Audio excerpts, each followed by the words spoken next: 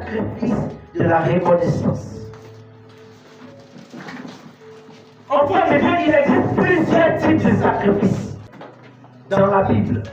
Je peux compter comme ça le sacrifice de l'adoration, le sacrifice de la reconnaissance, le sacrifice expiatoire.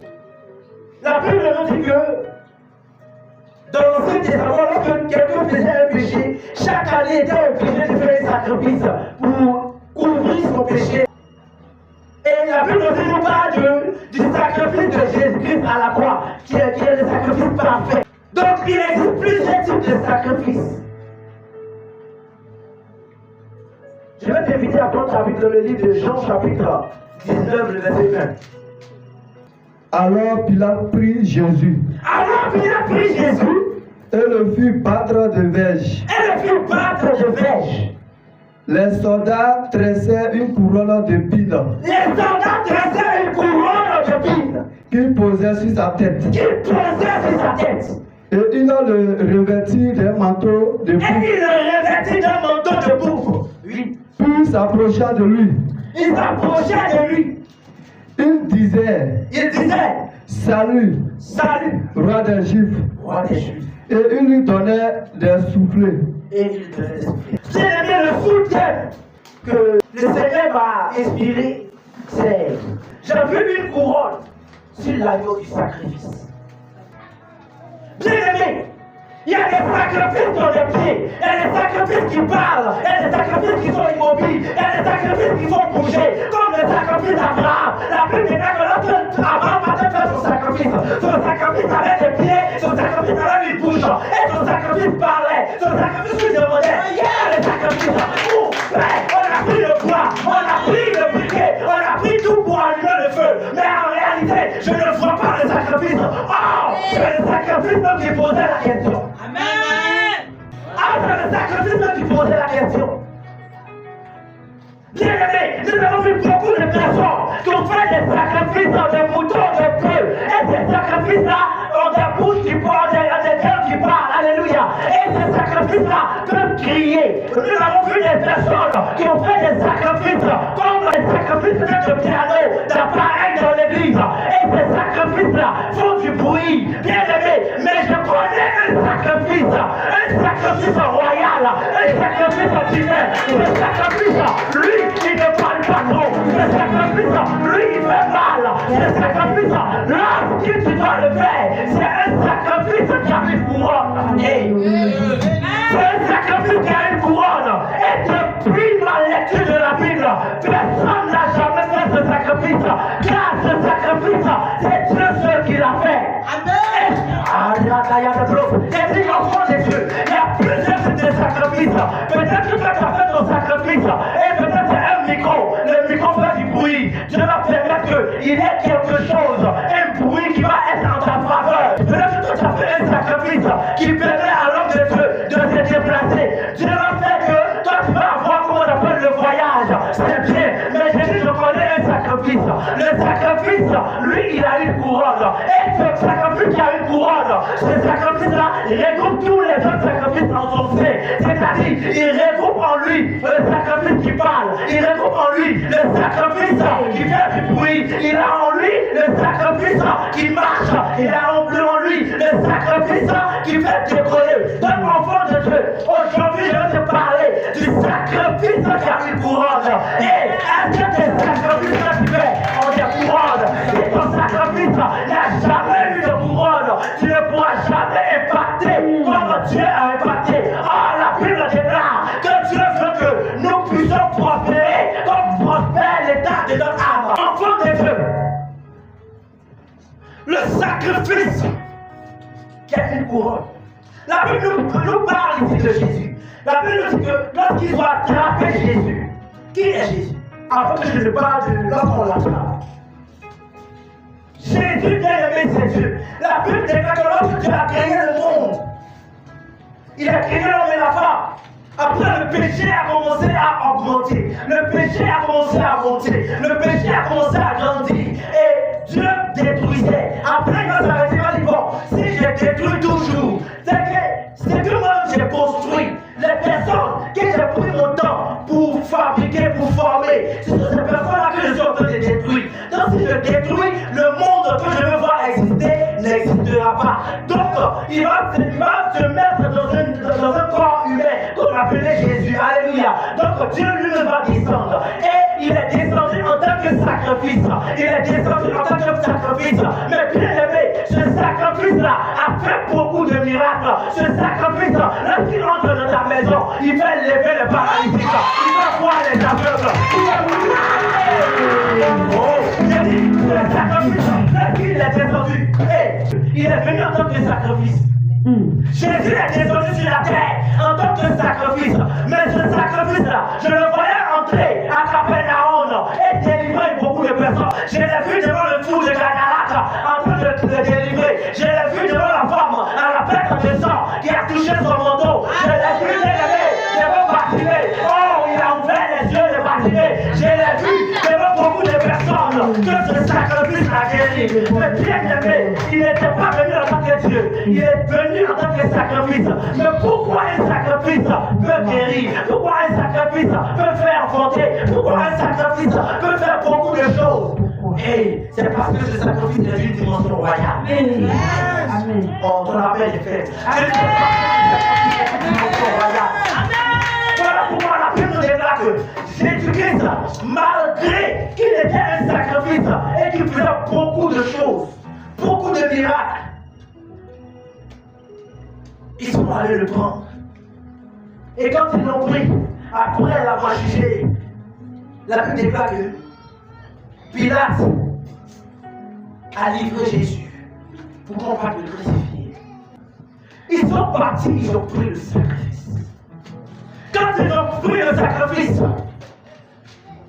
la Bible déclare qu'ils ont fait une couronne d'épines qu'ils ont portée sur la tête du sacrifice.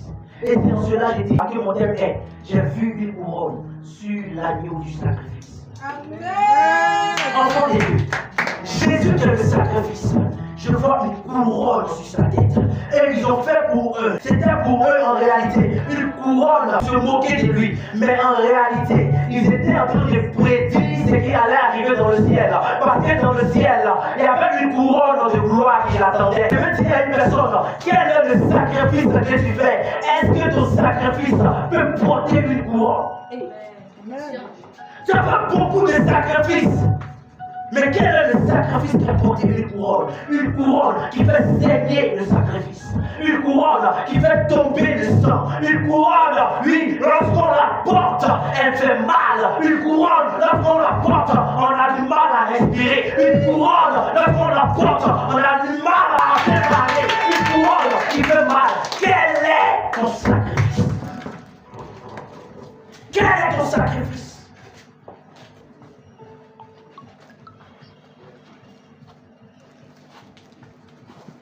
Nous avons vu Abraham aller faire un sacrifice. Et le sacrifice lui parlait. Nous avons vu Salomon faire un sacrifice sur le mont Gabaon. Et le sacrifice lui parlait. Ton sacrifice te dit quoi? Ton sacrifice te dit quoi? Est-ce que tu as déjà fait un sacrifice qui t'a parlé un jour? Bien-aimé, quand ton sacrifice n'a pas une dimension royale, ton sacrifice intervient dans un problème précis. Peut-être que si tu as un problème d'enfantement, tu allais faire un sacrifice, il va intervenir pour le problème d'enfantement, mais il ne pourra pas débloquer la faveur de Dieu pour un voyage. Est-ce que j'ai parlé?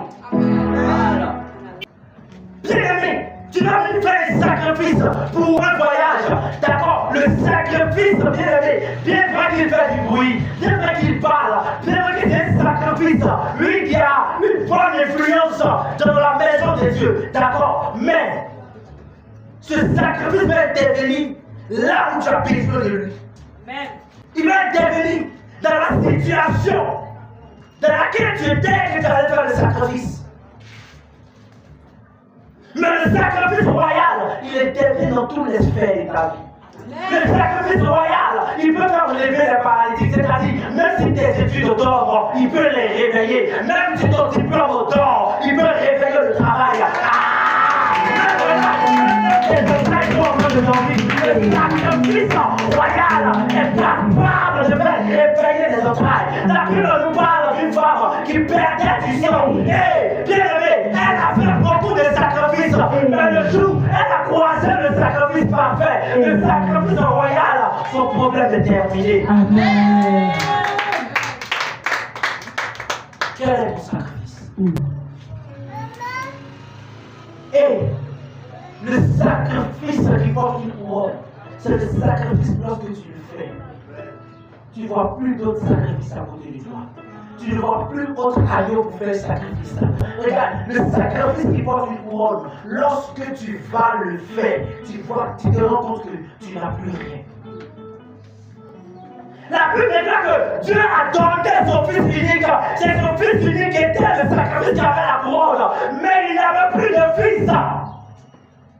Il n'avait plus de fils lorsque son sacrifice portait la couronne. Alléluia. Je connais une femme. Quand je peux dire ce sacrifice, Jésus est en train de faire porter une couronne à son sacrifice. Il regarde, la Bible nous déclare que Jésus est dans le temple en train d'enseigner. Et une femme qui veut faire un sacrifice. La Bible nous dit qu'elle fait son offrande, mais elle a donné de tout son nécessaire. Elle a donné tout son nécessaire. Enfant des yeux. Il y a des sacrifices qui font bouger le ciel. Parce que je connais des personnes, lorsqu'ils viennent faire les sacrifices déjà révèlent leur cœur.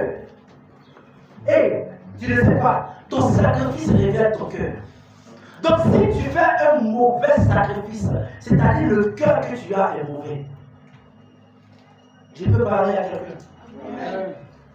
Et le sacrifice royal, quand on le fait, on ne murmure pas. Il y a des personnes, quand ils vont faire les sacrifices, tu sens qu'ils sont contraints, ils sont obligés, on les a forcés de faire les sacrifices. Ce sacrifice-là ne peut pas porter de couronne. Il y a des personnes, lorsqu'ils vont faire une offrande, tu sais que c'est l'homme de Dieu qui a demandé. On nous parle de Salomon. Salomon, Dieu lui a donné la richesse, mais son sacrifice, lorsqu'il allait faire, c'était de lui-même. Attends, lorsque tu veux faire ton offrande, lorsque tu veux faire ta dîme, lorsque tu veux donner de l'argent pour la charge du terrain de l'église, à quoi tu penses? Parce que si tu ne sais pas, je te le dis, ton sacrifice, ton offrande révèle ton cœur. Voilà pourquoi la Bible nous dit que si tu veux faire ton offrande et que tu te rends compte que tu es en palabre avec quelqu'un, va te réconcilier avant de venir faire ton offrande. Parce qu'en réalité, ton sacrifice que tu viens faire, avant de montrer à Dieu sur un tableau en or, ton cœur.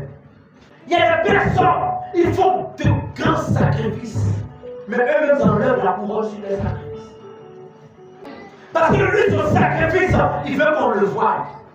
Il veut qu'on parle de lui.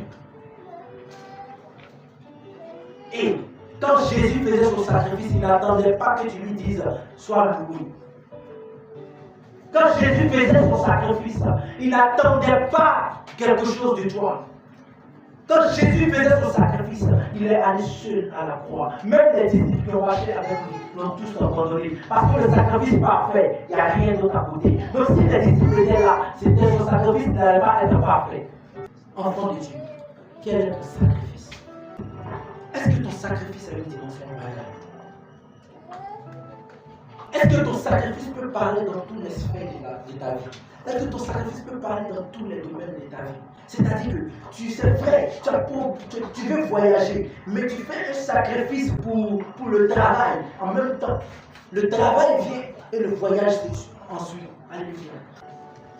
Un sacrifice royal que tu peux faire, c'est de permettre à l'église de bénéficier du Bible. La foi, le terrain. Parce que le terrain, bien aimé, quand tu donnes quand tu donnes une portion de terre, tu construis une temple, il y a une bénédiction infinie. Alléluia. Il y a une bénédiction infinie dans ta vie.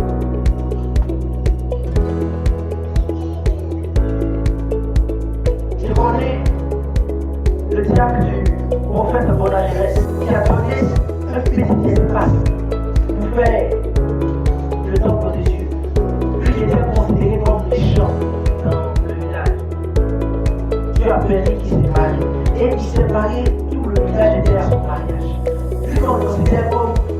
et autres, tout le village, ceux qui le considéraient comme parano, la commission de mariage. Et parce que le sacrifice de terre, c'est le sacrifice qui peut porter la foi.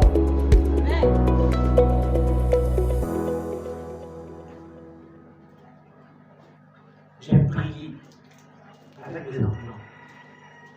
Alléluia. J'ai prié avec les enfants. Donc quand je suis devenu, et puis l'homme de Dieu a parlé du terrain, il dit c'est que le Seigneur a fait ce programme-là pour que l'église de Kilo ait un terrain. Ça m'amène à faire la Alléluia. Enfant des dieux, tu vas faire un sacrifice. Mon épouse et moi, nous allons donner 100 000 francs. Amen.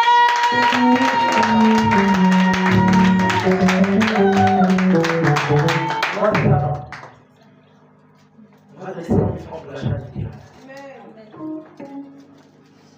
Qui va venir faire un sacrifice qui va parler en ta faveur. Amen. Un sacrifice qui ne détruit pas les domaines de ta vie. Alléluia.